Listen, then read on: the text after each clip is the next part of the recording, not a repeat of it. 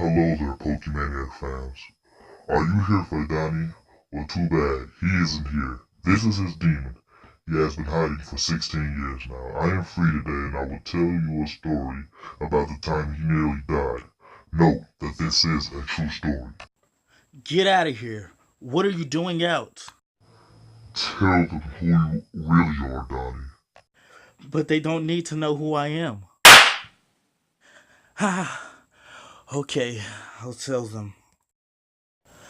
Okay, guys, I have not told any stories about myself. Well, here's one of my stories from my time. I almost killed myself. Well, I didn't really almost kill myself. By the time I almost nearly died. Till this day, I fear being in basements. Note that I did write most of this stuff down, so if I trip over my words, please forgive me. Love you guys. Make sure you like, comment, and subscribe. Love you guys. Now I'm out.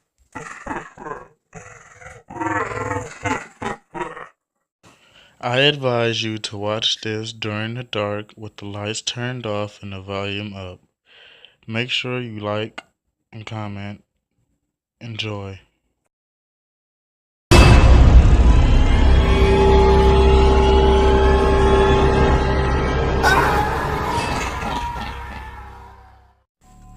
Okay, so I had to be as little as 8 to 10, maybe even 7.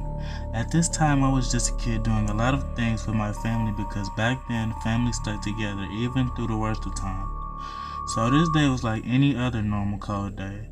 I hung out with some of my cousins, laughing and playing like we were little kids. There was 4 of us. My oldest cousin, DJ, was a light-skinned junior at the time. He was really into sports, various sports like football and baseball, real sports. He had scars on his face due to 2 dogs attacking him one time on his way home from school. His younger brother, Jack, was a year or 2 younger than him. Jack never really did anything with his life. He grew tired of school because people teased and bullied him about how he looked. His younger sister, Jace, had light brown skin. She was always infatuated with girly things, but was always a fighter. She was really into fighting a lot. There's not even a day without her being suspended. Most girls was really jealous because of her eyes. They were like they wasn't her real eyes, but they were 100% real. So my father, whom I barely spoken to, picked me up to go early Halloween shopping. We went to Walmart because other costume stores were very expensive. Throughout the car ride, it was dead silence. If anything, the car being on broke the silence. Here we are, he said. We was pulling up to the Walmart driveway, well, parking lot, if you want to call it that. We get out the car, walking inside the store. We search for the costumes. We see a lot of Halloween products from pumpkins to clothes.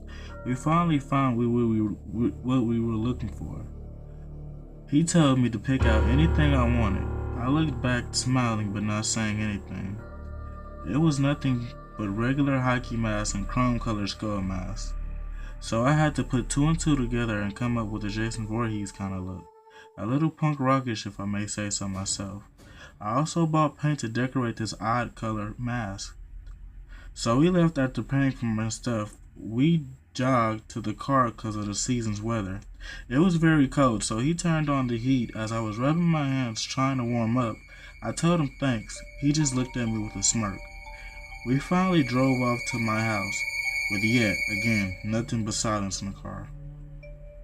We finally made it to my house. I got up with my stuff saying my goodbyes to Halloween Day. I could not wait to show my cousins my new stuff, I said. I started to jog, but then again started to run as fast as I could, almost causing the door to open. I come in and see nobody there but my mother and my mother's cousin. Sitting down talking, they were happy to see me at this time. I asked, "Where is everybody at?" My cousin mom responded, "Baby, they're at their grandmother's house." Luckily, our whole family lived right around the corner, no exaggeration.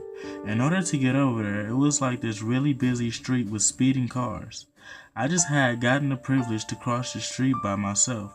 I was much more mature out of all the little kids my age. Today seemed a little off. I can't explain it nor put my finger on it. I didn't think too much about it, so I shook it off.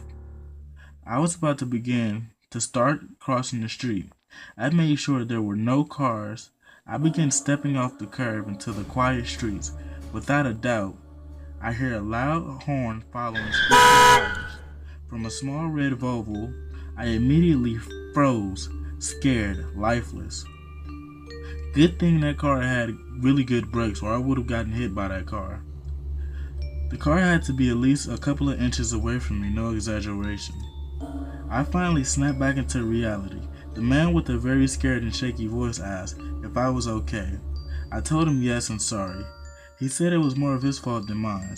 So after that episode, I finally arrived to my grandmother's house, who I was related to by marriage. I walked up the stairs and rang the doorbell. My grandmother came to the door with a smile.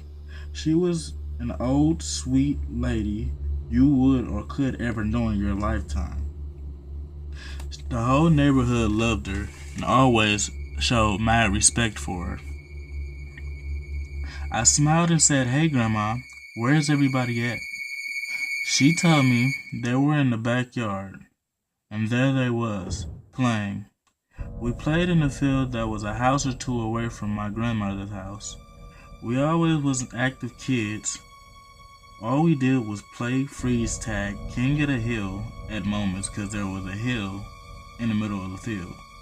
Johnny come across and kickball mostly until the streetlights came on. That was a sign that we needed to get our behinds home.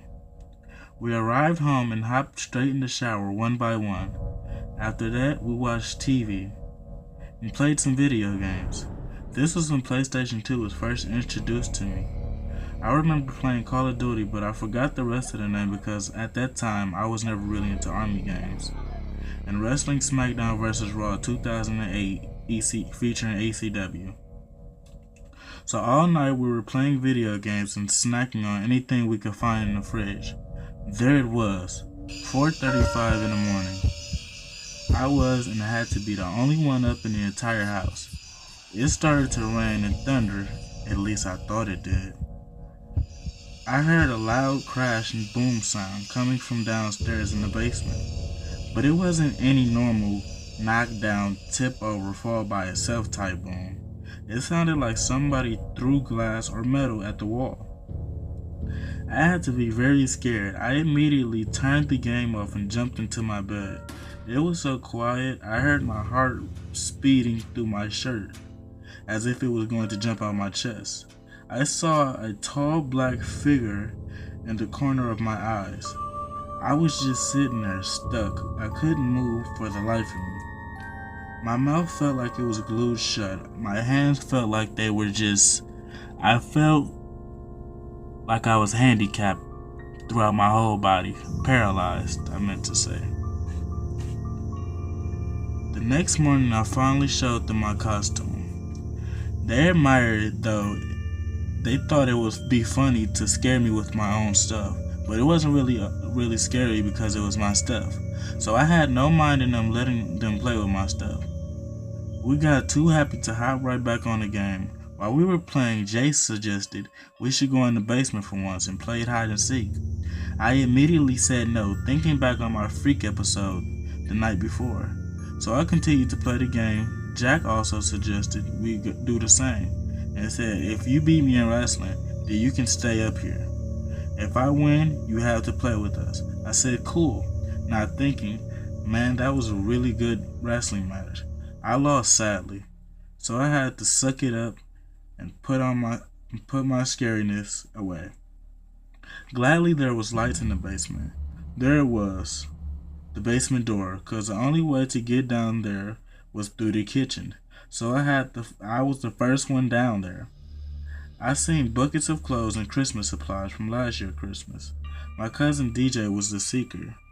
He counted up to 10, so I was really scared to find a place to hide because the good hiding places were either in dark, scary areas or there wasn't any. I had so many thoughts racing through my mind. My head was really messed up on thoughts from standing there. in a dark space and having somebody slicing my throat open. And when I thought about that, I thought of Michael Myers or any other scary movie villains, you may call it. When I'm in that state of being scared, I tend to think of really fucked up things and how my life would end. So I took my own advice into the dark space and finally had the courage to go there. He finally hit 20, then it got quiet. All I hear is footsteps of him creeping around, moving things as he sounded really close. As he picked his brother Jack and his sister Jace off, I hear Jack saying, "You cheated," towards DJ, cause he was the first one to get caught. It took DJ about 10 minutes to find Jace cause she was so small and could hide in small spaces. I hear her soft tiny voice say, "Dang, I tried holding my breath." So now it's just me by myself. By this old toilet you could barely even see in the light. I gently shift my leg up because I was feeling a phobia. I hated being in tight spaces, so I began to sweat and had to remember the possibilities on how I could die in that spot. "I hate thinking like that," I said to myself. As DJ was moving slightly, I was as quiet as a church mouse until I moved on some broken glass that was from a broken window covered up by a board. His eyes were set on the spot I was hiding in. He couldn't see me, but I could see him. He made some stupid weird noise that made me laugh, giving away my position. "I caught you finally." Yeah, I said. "Come on, let's go. Back upstairs. This basement is weirding me out," I said. We head upstairs laughing and playing, and all of a sudden I miss a step down the stairs. Down the stairs I go. I'm a really goofy person, so I'm laughing while I'm on the ground. I try to get up, but I couldn't. It felt like someone or one of my cousins was playing, sitting on me. Till I said something and they all told me to stop playing. So I thought to myself, who could it be? I told them I wasn't playing, so I tried my hardest to get up. I grabbed the bottom stairs trying to get up. As I got up, I trembled a bit. Catching myself, we finally got into the kitchen to see food on the table waiting on us. After a tiring time of playing hide and seek, we ate. I was the first one to get done. "All done," I said. "Dang, you fat," said Jace. "Whatever, I'm going to go play the game, then sleep." After I got through playing wrestling, I watched Halloween, one of the most scariest movies back then in my time. Then I was scared. I had to sleep with my cousins because that was one of the most scariest movies ever. But one flaw, the lights were off, and I don't really do the dark. It was pitch black till the point I couldn't even see my hands. I finally decided to say forget it and went on to sleep. I had a hard time going to sleep because it was so pitch black after watching Halloween the movie. So I had to be the last one to go to sleep. And I had to be the last one to get up. It had to be at least 1 to 2 in the afternoon. My big cousin DJ got to go to a local Walmart because he had a creepy clown mask. Till this day, I can't even get that clown mask out of my mind.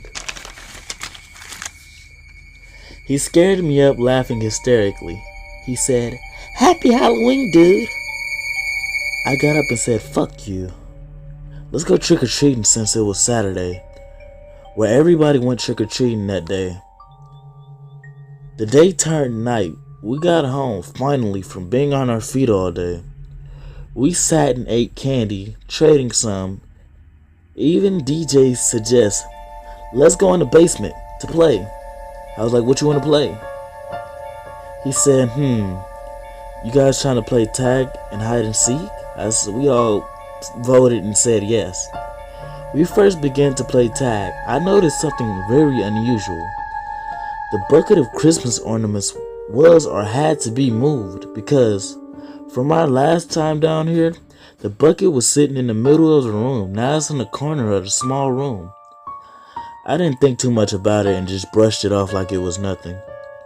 We began to play tag. Tag, you're it, said Jace. I smiled and chased for her. For 30 minutes up to an hour, we played tag, then decided to play hide and seek. But this time, all the lights were out. To make the game a little bit better, DJ suggested. It was pitch black. The type of pitch black where you can't even see your hands. I was a seeker, so it was hard. But I managed to find most of them in the dark because they can't keep quiet for anything. DJ said, let's make this more fun. What you mean? I said. He told me to go grab my hockey mask, the glow-in-the-dark one. So I ran as fast as I could to go grab it. Then came back down in the basement, the pitch black basement, where only the light of my mask can light it up. We continued to play, but this time DJ was the seeker. But he was really seeking with my mask, so it was very easy to see him because the mask, like I said, was light up. Well, glow in the dark. At least 2 to 3 hours had passed while we was just playing and having fun. You know when you have fun and all the time just flies? That's how it was. We had fun with my mask, but it all ended when we had to go upstairs to get ready for bed. He sat the mask on the heater. We played one more game. We asked our big cousin, can we play one more game before we had to go? He said sure.